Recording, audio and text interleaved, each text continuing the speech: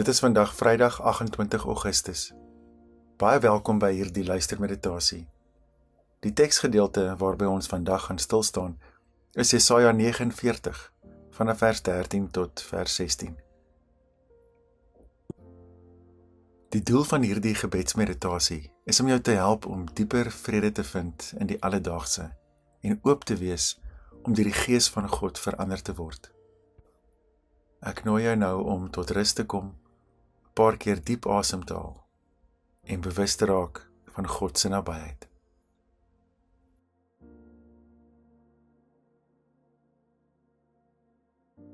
Terwyl jy stil raak, is daar dalk emosies wat na die oppervlak kom, wat dalk is oor dinge wat hierdie week gebeur het, dinge wat jou dalk nog gespanne maak.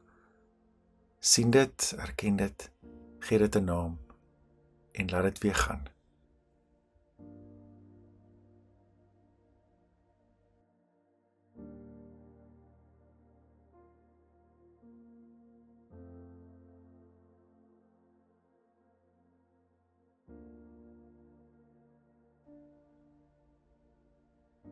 Dalk dink jy nou aan dit wat voorlê hierdie dag of oor die naweek, dinge wat jou bekommerd maak. Gee dit ook 'n naam en vertrou dit toe aan die Here.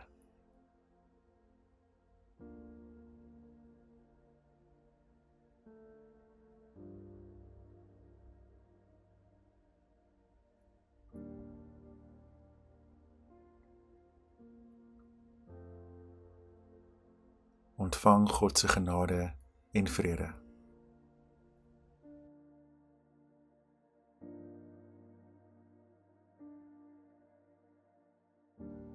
Here, ek is luisterend stil. Kom vul my met u vrede. U wat in die begin die hemel en die aarde geskep het. Ek kom staan in hierdie oomblik voor u met oop hande en 'n oop hart, want in u alleen vind ek lig en krag en vrede. Here God, dink aan my, al dink ek nie altyd aan u nie. Maak my oë oop dat ek u versorging kan sien, die wonder van alle wonders, dat u by my is en in my leef. Here God, dink aan my.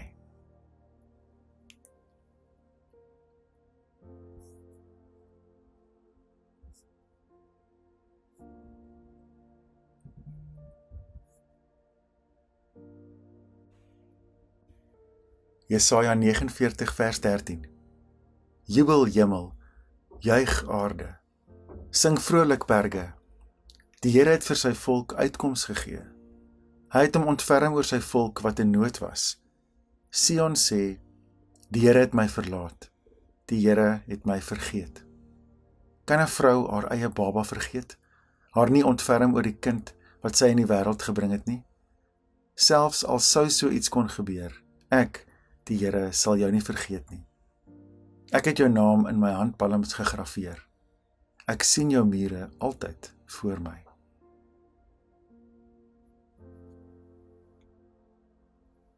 Dink weer na oor wat jy nou in hierdie teksgedeelte gehoor het. Watter woord of gedagte het met jou gepraat?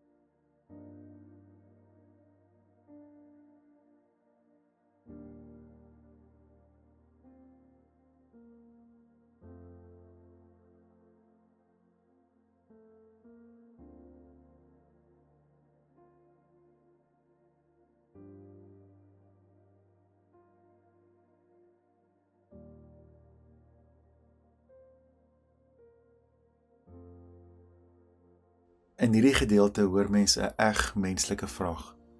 Kan God 'n mens vergeet vir jou en vir my? Kan dit gebeur dat ek en jy uit sy gesigsynder verdwyn? Israel het gedink God het van hulle vergeet. Vers 14 sê die Here het my verlaat en van my vergeet. Soms kan ons moedeloos en oorweldig voel, soveel so dat ons voel, God se vrede ontwyk ons. En alhoewel ons gevoelens eg en eerlik is en ons onsself toestemming moet gee om dit te mag voel, kan ons gevoelens ons ook 'n rad voor die oë draai. Soms voel ons asof ons nie meer waardig is om God se seuns en dogters genoem te word nie.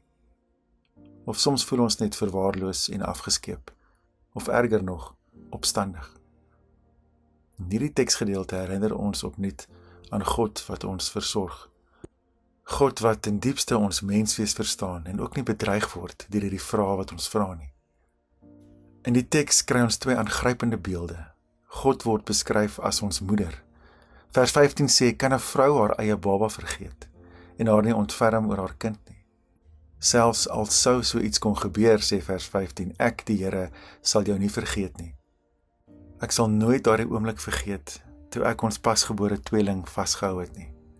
'n Liefde wat jy voel en ervaar, wat jy nog nooit van tevore beleef het nie. En skielik kon ek iets begin verstaan van God wat 'n liefdevolle ouer is. Terwyl hulle so hulpeloos in my arms gerus het, terwyl hulle huil, het ek 'n innige liefde vir hulle gevoel. Die liefde van 'n ma, dink ek, is selfs meer uniek. God kom sê vir ons, menslike ouers kan misluk en teleurstel, maar God sal nie. So diep is sy liefde vir jou. Dit beteken natuurlik nie dat die storms van die lewe nie ook aan my en jou deur gaan kom klop nie. God waarborg nie die afwesigheid van lyding nie. Hy beloof wel die teenwoordigheid van sy versorgende liefde. Die tweede beeld is amper nog meer gewaagd. Dit sê dat God ons minnaar is. Vers 16 sê, hy het ons naam in sy handpalms gegraveer.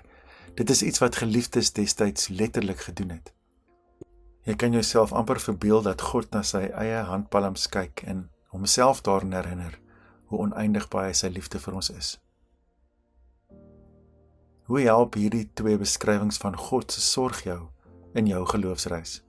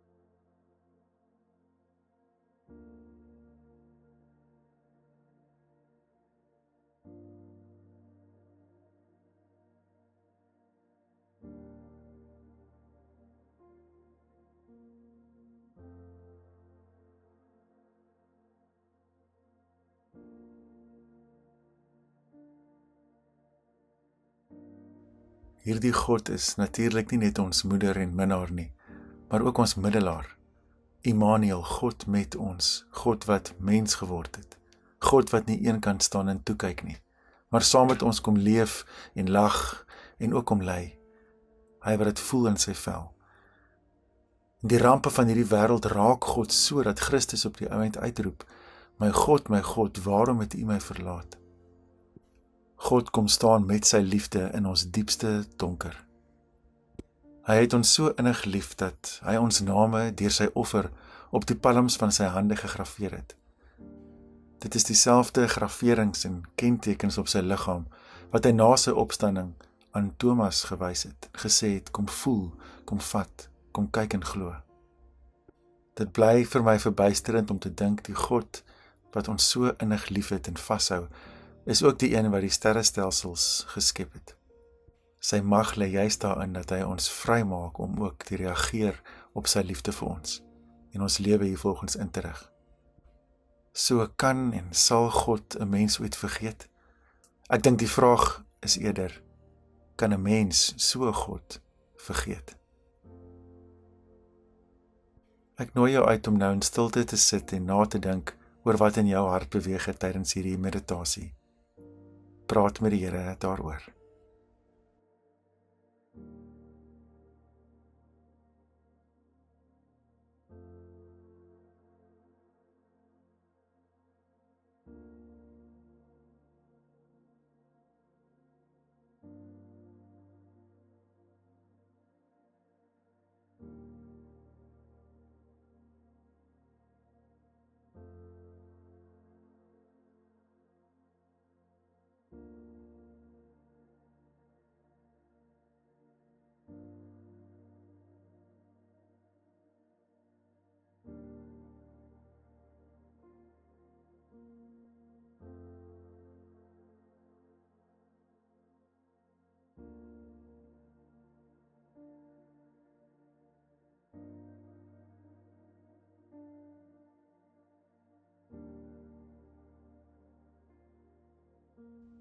Here God, hierdie jaar het die lente vroeg gekom met die vroeë hitte en oral om my sien ek hoe die lelies weer begin blom.